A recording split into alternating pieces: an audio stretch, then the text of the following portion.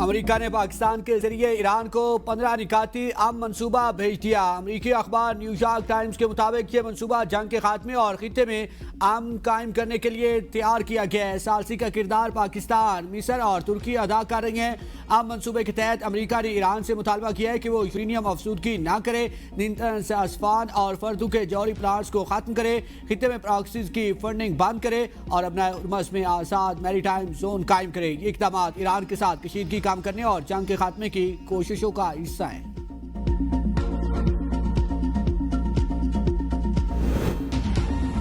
پاکستان، امریکہ، ایران جنگ کے خاتمے کے لیے بامقصد مذاکرات کی میزبانی کے لیے تیار۔ امریکی نائب صدر جے ڈی وینس مذاکرات میں شرکت کے لیے پاکستان روانہ۔ امریکی میڈیا نے دعویٰ کیا ہے کہ اسرائیلی وزیر اعظم نیتن یاہو سے ٹیلی فونک رابطے کے بعد جے ڈی وینس مذاکرات میں امریکی وفد کی قیادت کریں گے۔ امریکہ کی جانب سے اسٹیو وٹکوف، جیریڈ کشنر اور جے ڈی وینس شریک ہوں گے۔ مذاکرات میں ایران کی نمائندگی اسپیکر ڈاکٹر محمد غالباف کریں گے۔ اس سے قبل وزیر اعظم شہباز شریف نے باضابطہ ثالثی کی پیشکش کی تھی۔ شہباز شریف کا کہنا ہے کہ پاکستان مشرق وسطیٰ میں جنگ کے خاتمے کے لیے مذاکرات کی حمایت کرتا ہے۔ جنگ کے خاتمے کے لیے بامعنی اور نتیجہ خیز مذاکرات ضروری ہیں۔ پاکستان جامع حل کے لیے مذاکرات کی سہولت کاری کو احساس سمجھے گا۔ وزیر اعظم کی مذاکرات کی ممکنہ میزبانی کے لیے ضروری اقدامات کی ہدایت۔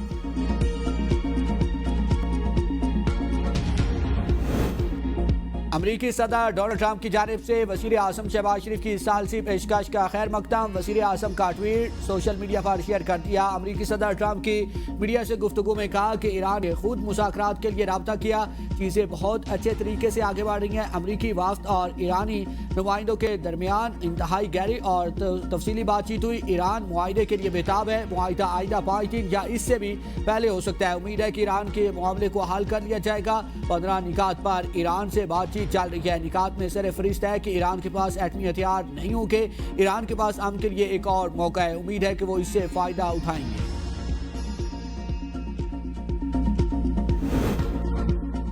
ایرانی سپریم لیڈر مجتبیٰ خامنہئی امریکہ سے مذاکرات اور جنگ ختم کرنے پر تیار ہو گئے۔ اسرائیل اور روسی میڈیا کا دعویٰ، کہا مجتبیٰ خامنہئی نے ایرانی شرائط کے تحت جنگ کو جلد ختم کرنے پر اتفاق کر لیا۔ ایران نے جنگ روکنے کے لیے 6 اسٹریٹجک شرائط پیش کر دی۔ ذرائع کے مطابق اولین شرط جنگ دوبارہ شروع نہ ہونے دینے کی یقین دہانی ہے۔ دوسری، خطے میں امریکی فوجی اڈوں کو بند کرنا۔ تیسری، جارے کو پیچھے دھکیلنا اور ایران کو ہر جانے کی ادائیگی ہے۔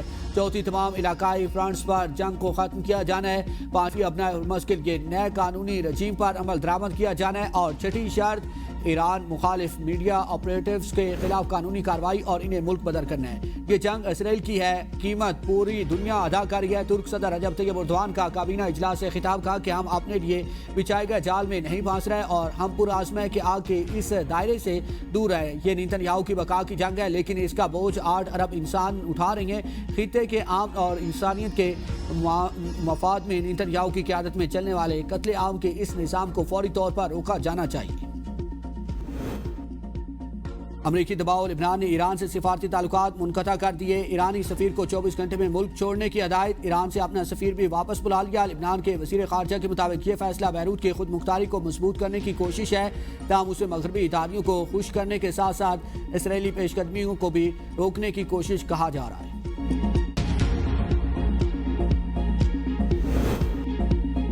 چین کے مشرق وسطیٰ میں قیام امن کے لیے پاکستان کے کردار کی تعریف۔ پاکستان میں چینی سفیر نے میڈیا سے گفتگو میں کہا کہ پاکستان خطے میں قیام امن کے لیے ثالثی کا مثبت کردار ادا کر رہا ہے۔ عالمی اداروں کو موجودہ صورتحال میں فوری اور مؤثر کردار ادا کرنے کی ضرورت ہے۔ بعض ممالک کا اجارہ درانہ رویہ عالمی قوانین اور اقوام متحدہ کے اصولوں کے خلاف ہے۔ عالمی سطح پر مشکل حالات کے باوجود چین اور پاکستان میں ترقی کا عمل جاری ہے۔ چین اور پاکستان کے درمیان معاشی تعاون پائیدار، جامع اور تمام شعبوں پر معید ہے۔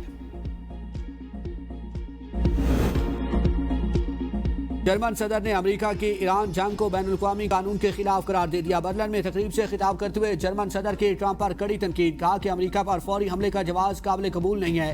یہ جنگ سیاسی طور پر ایک تباہ کن غلطی ہے۔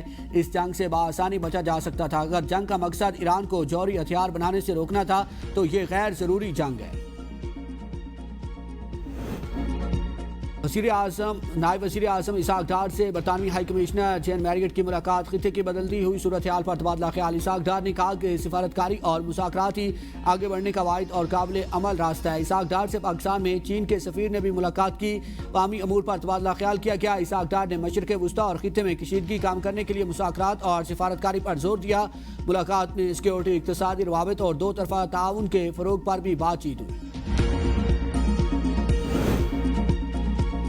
امریکہ پاکستان پر اعتماد کر رہا ہے، خلیجی ممالک بھی پاکستان کو اہم ملک سمجھتے ہیں۔ وفاقی وزیر اطلاعات عطاء اللہ تارڑ کا کہنا ہے کہ پاکستان کا ایران کے ساتھ بھی اعتماد کا رشتہ ہے۔ ایران کے ساتھ پچھلے 2 سال میں تعلقات مزید اچھے ہوئے۔ وزیر اعظم شہباز شریف کے ٹویٹ کے پیچھے اعتماد ہے۔ پاکستان نے خطے میں بیلنس رکھا ہے۔ وزیر اعظم اور فیلڈ مارشل کا پرفیکٹ ٹیم ورک ہے۔ پاکستان امریکہ اور ایران کے مذاکرات کی میزبانی کر سکتا ہے۔ دیکھنا ہوگا کہ امریکہ اور ایران کس چیز پر راضی ہوتے ہیں۔ پوری دنیا فیلڈ مارشل کے کردار کو مان رہی ہے۔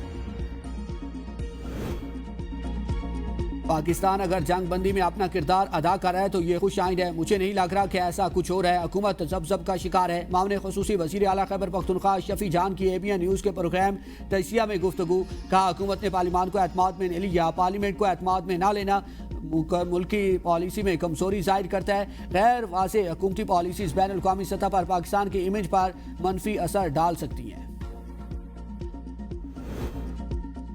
سعودی عرب اور متحدہ عرب امارات ایران جنگ میں کودنے کو تیار۔ غیر ملکی میڈیا کے مطابق ایرانی حملوں کے جواب میں سعودی عرب نے امریکہ کو کنگ فہد ایئر بیس استعمال کرنے کی اجازت دے دی۔ سعودی ولی عہد محمد بن سلمان دفاعی توازن دوبارہ قائم کرنے کے خواہاں ایران پر حملوں میں شامل ہونے کے فیصلے کے قریب ہیں۔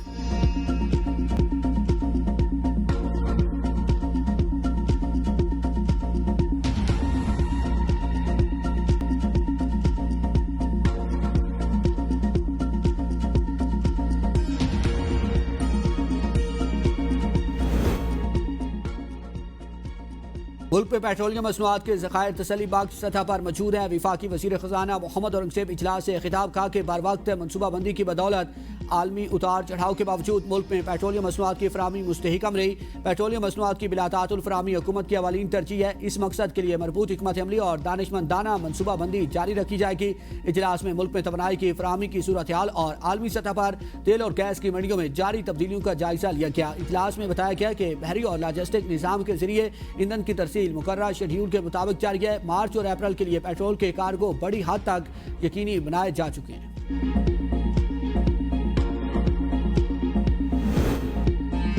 عوام پر پھر پیٹرول بم گرانے کی تیاریاں۔ پیٹرول 55 روپے، ہائی سپیڈ ڈیزل 75 روپے فی لیٹر تک مہنگا ہونے کا امکان۔ اوگرا 2 روز بعد اپنی ورکنگ پیٹرولیم ڈویژن کو بھجوائی کی۔ وزیر اعظم شہباز شریف قیمتوں میں اضافے کی منظوری دیں گے۔ ہونے کا انکشاف۔ ایران پاکستان آنے والے بحری جہازوں کو اجازت دینے پر رضامند۔ غیر ملکی خبر ایجنسی کے مطابق ایران تیل لے کر پاکستان آنے والے 3 بحری جہازوں کو اجازت دینے پر راضی ہو گیا ہے۔ ذرائع کے مطابق 3 بحری جہاز کویت سے تیل لے کر پاکستان پہنچے گے۔ وزیر اعظم کے معاون خصوصی برائے کرپٹو کونسل بلال بن ثاقب نے کہا ہے کہ اپنا ہرمز کا بحران تیل سے آگے بڑھ کر عالمی سپلائی چین کو متاثر کر رہا ہے۔ تیل کا یہ جھٹکا پہلا مرحلہ ہے، اصل بحران ابھی سامنے ہے۔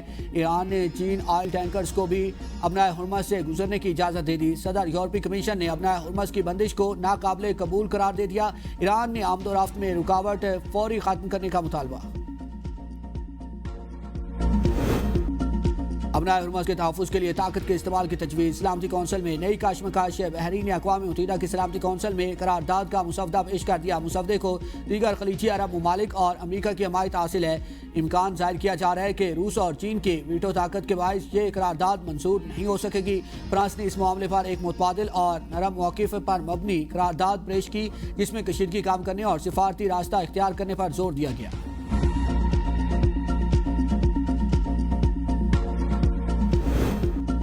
بھارت کے متصب عدالت نے آسیہ اندرابی کو عمر قید کی سزا سنا دی۔ آسیہ اندرابی کو دہشت گردی کے مقدمے میں عمر قید کی سزا سنائی گئی۔ بھارت کی دہشت گردی کی خصوصی عدالت نے آسیہ اندرابی کی 2 خواتین ساتھیوں صوفی فامیدہ اور نہیدہ نسرین کو بھی 30 سال قید کی سزا سنائی۔ آسیہ اندرابی دختران ملت کی سربراہ تھی۔